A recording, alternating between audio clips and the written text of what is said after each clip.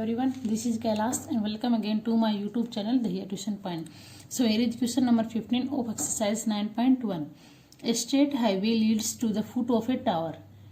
A man standing at the top of the tower observes a car at an angle of depression of 30 degree, which is approaching the foot of the tower within a uniform speed. एक highway है, वहां पे क्या एक tower है. Late कर लेते हैं हम टावर. ये हमारा टावर हो गया है, कोई भी इसका ऐड कर लेते हैं, नाम देते हैं इसको ए और बी. इस हाईवे से a man standing at the top of the tower, top of the tower observe a car eight an angle of depression of 30 degree. Angle of depression ये हमारी लाइन है, हॉरिजॉन्टल लाइन होगी. इससे हमारा angle of depression कितना हो जाएगा, विच is approaching the foot of the tower with a uniform speed.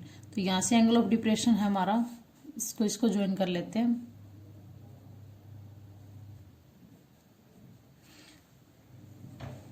Angle of depression हमारा 30 डिग्री दे रखा है, 30 degree.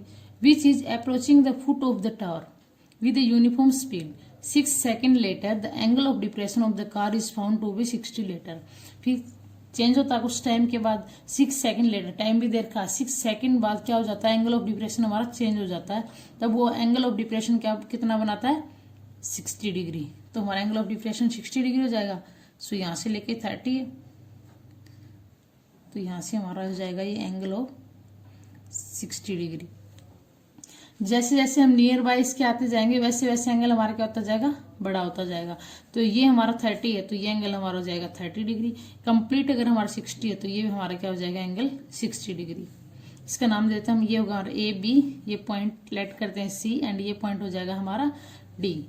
Find the time taken by the car to reach the foot of the tower from this point. हमें क्या find out करना है, सो हमें distance निकालनी, time taken, time निकालना by the car to reach the foot. ये जो car है यहाँ से लेके यहाँ तक गई है, फुट यहाँ पे रीच द फुट, यहाँ तक पहुंचने के लिए उसको कार को कितना टाइम लगा है.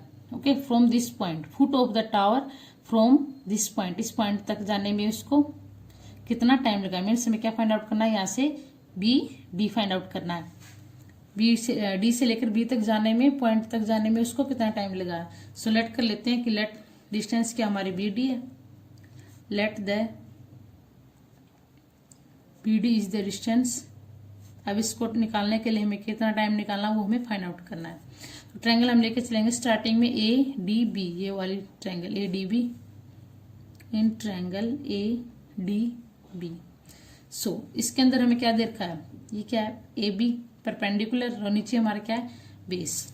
तो परपेंडिकुलर अपॉन बेस क्या होता है, टेंजेंट थीटा. तो एंगल है इसमें 60 डिग्री, तो टेंजेंट 60 हो जाएगा हमारा ए बी अपॉन बेस है हमारा इसका बी डी.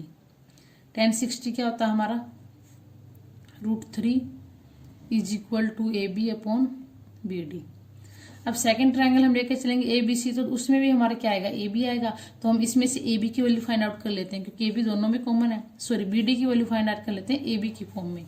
तो हमारा बी डी क्या हो जाएगा, ए बी √3 नीचे चला जाएगा, √3.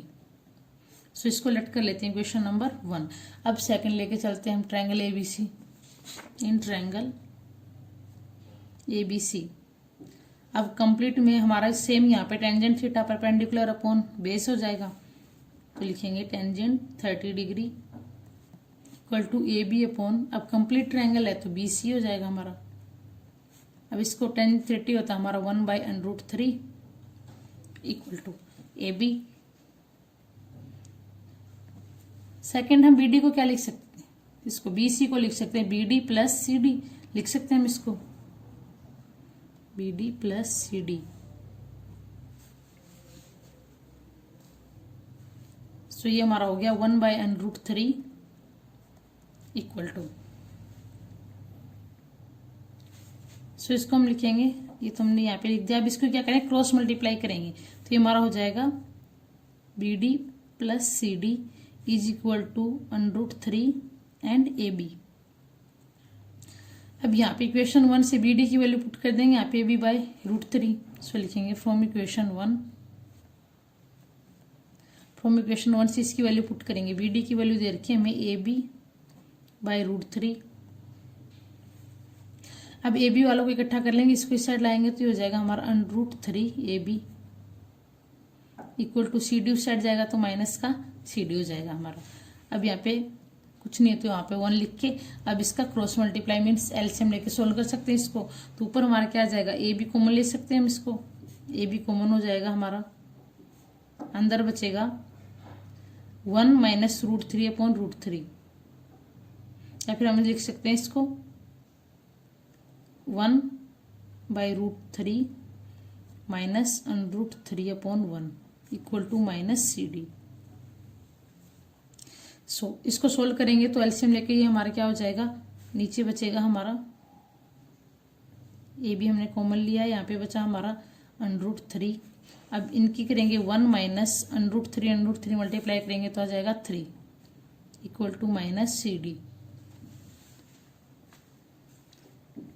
ए बी 3 में से 1 गया -2 तो यहाँ पे आगे लिख सकते हैं हम इसको -2 A B upon √3 is equal to minus C D. So हमारी सी डी की वैल्यू क्या हो जाएगी, ये माइनस से माइनस है तो दोनों प्लस के हो जाएंगे, तो हमारी यहाँ पे सी डी की वैल्यू हो जाएगी 2ab अपॉन √3। ये हमारी सी डी की वैल्यू आ गई। अब हमें निकालना क्या था, टाइम निकालना था, तो हमें क्या चाहिए, स्पीड का फॉर्मूला क्या होता है हमारा, स्पीड हमारा होता है डिस्टेंस अपॉन टाइम टेकन, और डिस्टेंस हमने कितनी ली थी, सी डी, कितना देर का हम इसके अंदर, C D upon time taken, time हमारा टी हो गया। अब सी डी की वैल्यू यहाँ पे पुट करेंगे, सी डी की वैल्यू क्या है 2ab अपॉन √3, और टाइम कितना लिया था हमने 6 सेकेंड लेटर, तो यहाँ पे क्या आ जाएगा √3 मल्टीप्लाई 6, क्योंकि टाइम हमारा 6 था। अब जो कट रहा है उसको काट देंगे, 2 1 जा 2, 2 3 जा 6, तो ये क्या आ गया ए बी अपॉन 3√3, ये हमारी इसकी वैल्यू आ गई ए बी की। अब इक्वेशन 1 से हमारे क्या था, बी डी क्या दे रखा था, ए बी अपॉन √3 3√3, तो यहाँ से इक्वेशन 1 से हम क्या लिख सकते हैं, बी डी की वैल्यू क्या आ गई ए बी अपॉन √3, लिखेंगे हम यहाँ पे फ्रॉम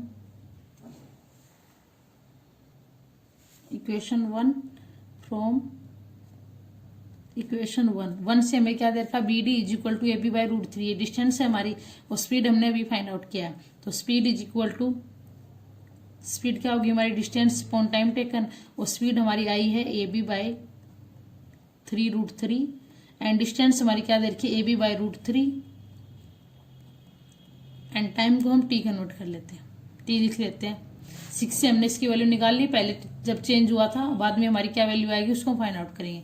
अब ए बी से भी हमारा कैंसिल आउट हो गया, √3 से √3 कैंसिल आउट हो गया, तो हमारी टी की वैल्यू क्या आ गई 3 सेकेंड, ऊपर कैंसिल आउट हो गया तो यहाँ पे टी बचा है, तो टी क्या आ गया हमारा 3 सेकेंड। सो ये हमें पूछा गया था कि यहाँ से फुट तक जाने के लिए उसको foot of the tower from this point, इस पॉइंट से फुट ऑफ द टावर जाने के लिए हमें कितना टाइम लगेगा। सो लिखेंगे, सो टाइम टेकन, सो यहाँ पे एक लाइन लिख देंगे नीचे कि so the time taken by car is equal to 3 second. ये हो गया हमारा आंसर। टावर की फुट तक जाने के लिए कार को कितना टाइम लगेगा 3 सेकेंड। सो ये था हमारा क्वेश्चन नंबर 15, और इम्पोर्टेंट क्वेश्चन था इस एक्सरसाइज का, तो इसको थोड़ा ध्यान से कीजिएगा। अब हम करते हैं क्वेश्चन नंबर 16, जो इस एक्सरसाइज का लास्ट क्वेश्चन है। नाउ हमारा क्वेश्चन नंबर 16 है, the angle of elevation of the top of a tower from 2 points at a distance of 4 metre and 9 metre from the base of the tower and in the same straight line with it are complementary. Prove that the height of the tower is 6 metre. हमें prove करना है कि tower की height 6 है। First of all complementary क्या होता है, जब दो एंगल होते हैं हमारे, अगर उनका सम 90 डिग्री हो तो हमारे कॉम्प्लीमेंट्री एंगल होता है। सो अगर इसने हमारा एंगल दे रखा है same straight line with are complementary, इसने दे रखा है कि एंगल हमारे हैं, तो उनमें से क्या दोनों मिलकर क्या बनाते हैं, कॉम्प्लीमेंट्री एंगल बनाते हैं। So angle of elevation 2 points at a distance of 4 metre and 9 metre. तो हम लेट कर लेते हैं, ये हमारा हो गया टावर, ये हमारा टावर हो गया A B. Angle of elevation, angle of elevation distance दे रखी है हमें 4 मीटर और सेकंड कौन सी पे है 9 मीटर. तो फर्स्ट लेते हैं हम एंगल ऑफ एलिवेशन हो जाएगा हमारा, ये हमारा एंगल ऑफ एलिवेशन, दोनों का कॉम्प्लीमेंट्री एंगल दे रखा है. तो हम लेट कर लेते हैं, अगर ये हमारा एंगल थीटा है तो ये हमारा क्या हो जाएगा 90 माइनस थीटा, बिकॉज दोनों का सम क्या आएगा 90 डिग्री कॉम्प्लीमेंट्री एंगल है. तो अब इन दोनों के बीच की डिस्टेंस दे रखी है, स्टार्टिंग में क्या है 4 मीटर, तो यहाँ से यहाँ तक अगर एंगल बनाता है तो ये हमारी क्या दे रखी है 4 मीटर. और complete and 9 metre from the base of the tower. अभी टावर इसका बेस से लेकर जो लास्ट में एंगल बना रहा है यहाँ से कंप्लीट कितनी है 9 मीटर. सो ये कंप्लीट हो जाएगी हमारी यहाँ से लेकर यहाँ तक कंप्लीट हो जाएगी 9 मीटर. सो ये हमारा ए बी पॉइंट हो गया, ये हमारा सी हो गया, ये डी पॉइंट हो गया. सो स्टार्ट करते हैं. सबसे पहले ट्रायंगल लेके चलेंगे ए बी डी, ये वाली triangle. In triangle A B D, ये में टावर की हाइट और ये नीचे बेस दे रखा, तो परपेंडिकुलर अपॉन बेस क्या होता है tan थीटा. तो हमारा tan थीटा हो जाएगा tan थीटा. और थीटा कितना दे रखा हमारा, थीटा को हमने थीटा ही लेट किया तो ये हमारा tan थीटा ही रहेगा. तो tan थीटा हमारा क्या हो जाएगा A B upon B D.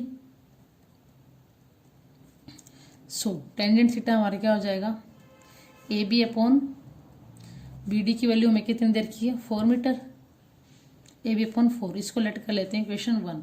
अब सेकंड कंप्लीट ट्रायंगल लेंगे हम ए बी सी, तो ये भी परपेंडिकुलर अपॉन बेस कंप्लीट हमें वैल्यू दे रखी है इसकी, बी सी की लेंथ दे रखी 9 मीटर. तो लिखेंगे in triangle A B C tangent theta. अब एंगल कितना है इसमें 90 minus theta, 90 minus theta A B upon B C. So अगर टेंजेंट हमारा 90 माइनस थीटा तो ये किस में चेंज हो जाएगा कोट थीटा में. ये वाला मैंने लास्ट एक्सरसाइज में 8th चैप्टर में मैंने आपको करवाया है कि 90 डिग्री पे एंगल किस में चेंज हो जाते हैं सारे. तो मैंने आपको वीडियो में अच्छी तरह से बताया था. अगर आपने वो वीडियो नहीं देखी है तो नीचे डिस्क्रिप्शन बॉक्स में लिंक दिया, आप वहां जाके चेक कर सकते हैं इन सबके रूल कि कौन किस में चेंज होता है. 90 डिग्री पे एक दूसरे में चेंज होता है, जैसे साइन कोस में, टेन कोट में और सेकेंड कोसेकेंट में. तो यहाँ पे टेंजेंट हमारा कोट में चेंज हो गया, तो हमारा कोट थीटा क्या हो जाएगा A B upon B C. कितना देर का हमारा 9 मीटर. इसको लेट कर लेते हैं इक्वेशन नंबर 2. अब अगर इन दोनों को मल्टीप्लाई करेंगे हम, मल्टीप्लाई इक्वेशन 1 एंड इक्वेशन 2, तो ये हमारा ये हो जाएगा tan theta multiply cot theta is equal to first क्या A B by 4 and second है ए बी बाई 9. ये हमारा tan थीटा और कोट थीटा तो कैंसिल आउट हो जाएंगे, क्योंकि tan थीटा मल्टीप्लाई में कोट थीटा को हम क्या लिख सकते हैं 1 by tan theta is equal to, ये हमारा ए बी का स्क्वायर हो जाएगा और 4 9 जा 36. tan थीटा से tan थीटा कैंसिल आउट, यहाँ पे बचा 1. अब इसकी क्रॉस मल्टीप्लाई करवा देंगे, ये हमारा आ जाएगा ए बी का स्क्वायर इज इक्वल टू 36. अब स्क्वायर रूट करेंगे तो क्या लिखेंगे स्क्वायरिंग बोथ साइड, तो इसको अनरूट करेंगे और इसका तो स्क्वायर से स्क्वायर कैंसिल आउट, तो ए बी क्या आ जाएगा हमारा प्लस माइनस 6. ए बी क्या हमारे हाइट ऑफ टावर, तो नेगेटिव तो हम ले नहीं सकते, नेगेटिव को कैंसिल आउट कर देंगे, पॉजिटिव लेके चलेंगे, तो ए बी क्या आ गया हमारे 6. ये हमें प्रूव करना था. Prove that the height of the tower is 6 metre, और ये हमारे 6 है, ये लिखेंगे. सो